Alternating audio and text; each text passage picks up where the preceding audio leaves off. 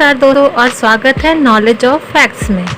चलिए जानते हैं POK पाकिस्तान ऑक्युपाई कश्मीर का वह हिस्सा जिसे पाकिस्तान ने अवैध तरीके से हथिया लिया था।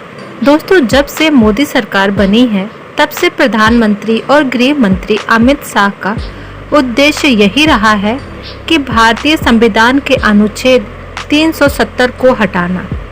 2019 में शाह ने और मोदी जी ने यह भी उद्देश्य को पूरा कर लिया। 370 को खत्म करते समय मोदी जी ने और अमित शाह जी ने यह बात कह दी कि उनका मेन उद्देश्य है POK को पाना, भारत में उसे मिलाना। 370 को हटाना तो बस रास्ते का पहला कदम है।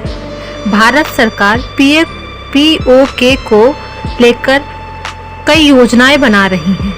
अभी पिछले ही दिनों रक्षा मंत्री दिग्विजय सिंह ने अपने भाषण में कहा कि POK हमेशा से भारत का ही रहा है। ऐसे ही केंद्र सरकार समय समय पर भारतीयों को यह याद दिलाती रहती है कि वह POK को वापस पाने के अपने उद्देश्य को भूली नहीं है। इसी साल जनवरी में केंद्रीय मंत्री कपिल पाटिल ने यह कहा था कि 2024 तक POK को भारत का हिस्सा बना लिया जाएगा।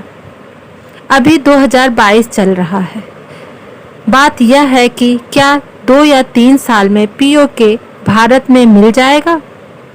क्या होगा उसके बाद? अगर हम इस वीडियो में यह बताने जा रहे हैं कि अगर POK भारत में मिल जाएगा तो क्या होगा। पाकिस्तान ने जिससे हथिया लिया था, सिर्फ अभी की सरकार यही नहीं, अपनी जितनी भी सरकार बनी है सारी सरकारों ने POK को भारत में मिलाने का अथक प्रयास किया है। हमेशा से ही भारत कश्मीर का एक हिस्सा रहा है और मोदी सरकार ने इस पर काम करते हुए एक बड़ा झटका कश्मीर को दिया है। भारत को दोबारा पाना चाहता है, कश्मीर में उसे मिलाना चाहता है भारत। और मोदी सरकार की नीतियों को देखकर लगता है कि जल्द ही POK भारत सरकार का हिस्सा होगा। भारत हमेशा इस हिस्से को बहुत ही गंभीरता से लेते आई है। पाकिस्तान ने इस पर अवैध कब्जा किया हुआ है। कैसे पाकिस्तान के हत्थे चढ़ा POK? साल 1947 में माउंटबेटन मिशन के तहत भारत को 2 भागों में बांट दिया गया, जिसमें एक का नाम भारत रहा जबकि दूसरा बना पाकिस्तान।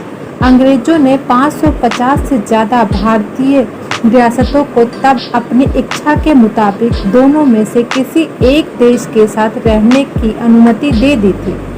अधिकांश रियासतें भारत में मिल गईं, लेकिन कुछ राजा नाकुर नुकुर करके के बाद भारत में मिले और कश्मीर के महाराज ने तो तब जाकर विलय पत्र पर हस्ताक्षर किया जब उनके राज्य के अक्टूबर 1947 में पाकिस्तान की ओर से कबायली घुस आए। हमलावर राजधानी श्रीनगर के महज 32 किलोमीटर दूर थे जब भारतीय सेना ने जवाबी हमला शुरू कर दिया।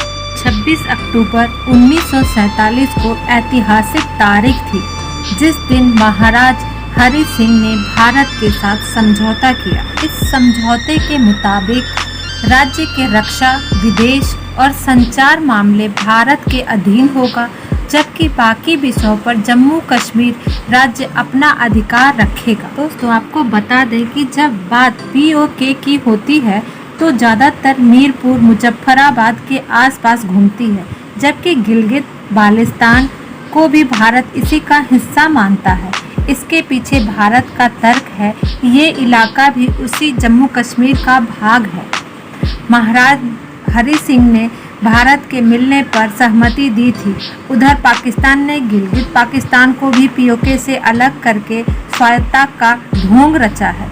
पाकिस्तान दुनिया को दिखाता है कि वो अपने कब्जे वाले कश्मीर के हिस्से वाले कश्मीर को पूरी तरह आज़ाद करने के पक्ष में है। दूसरी तरफ सच्चाई ये है कि पाकिस्तान ने चीन से साठगांठ के में इसी इलाके में काराकोरम हाईवे बनवाया। इस हाईवे ने पाकिस्तानी राजधानी इस्लामाबाद को गिलगित से जोड़ा और यही रास्ता आगे चीन के जियांगजिन प्रांत के काशगर तक गया।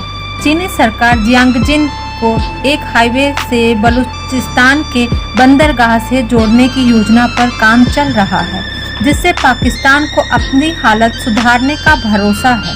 गिलगित बाल्टिस्तान का 73,500 स्क्वायर मीटर इलाका पहाड़ी है। पीओके को लेकर पाकिस्तान दोहरा खेल खेलता रहा है। इसे वो आज़ाद कश्मीर भले ही कहता हो, लेकिन यहाँ उसकी कठपुतली सरकारें बनती गिरती हैं। जिसे पाकिस्तान आज़ाद कश्मीर का प्रधानमंत्री कहता है, उसे दुनिया में कोई मकबूलियत हासिल नहीं है। खुद पाकिस्तान में उसकी हैसियत देश के पीएम के सामने कुछ नहीं। 49 सीटों वाली पीओके विधानसभा के लिए 1974 से ही पीओके में चुनाव कराए जा रहे हैं। इसी तरह गिलगित बाल्टिस्तान को पहले पाकिस्तान में नॉर्दर्न एरिया कहा जाता था और इसका प्रशासन संघीय सरकार के तहत एक मंत्रालय चलाता था। लेकिन 2009 में पाकिस्तान को संघीय सरकार ने यहाँ एक स्वायत्त प्रांतीय व्यवस्था कायम कर दी, जिसके तहत मुख्यमंत्री सरकार चलाता है। दोस्तों, अगर भारत सरकार पीओके को जीत लिया और भारत में मिला लिया तो क्या होगा? क्या बेनिफिट मिलेगा इस जीत का? सबसे गहरा असर तो चीन को पड़ेगा, क्योंकि कुछ हिस्सा चीन को पाकिस्तान ने गिफ्ट कर दिया है। पाकिस्तान पूरी तरह से चीन के कब्जे में कर्ज में डूब चुका है। चीन को खुश करने के लिए उसको यह सब हथकंडे अपनाने की ज़रूरत पड़ती है। गिलगित बाल्टिस्तान भी 1962 में भारत और चीन के युद्ध के बाद 1963 में पाकिस्तान ने पीओके गिलगित बाल्टिस्तान को चीन को गिफ्ट कर दिया। चाइना भी कहा जाता है, इसे गिफ्टेड चाइना भी कहा जाता है। यह 1900 वर्ग मील में से भी ज़्यादा है। साथियों, उसके बाद पीओके के भी 2 हिस्से कर दिए गए। एक का नाम रखा आज़ाद कश्मीर और दूसरे का नाम रखा गिलगित बाल्टिस्तान। अगर पाकिस्तान में चला एक दिखाते हुए पीओके का लगभग 85% पाकिस्तान ने चीन को दे दिया। उसे मालूम है कि भारत पीओके पर झंडा फहरा ही देगा। चीन ने अपने गिफ्टेड हिस्से पर पूरा नियंत्रण कर लिया है। आगे देखें क्या होता है।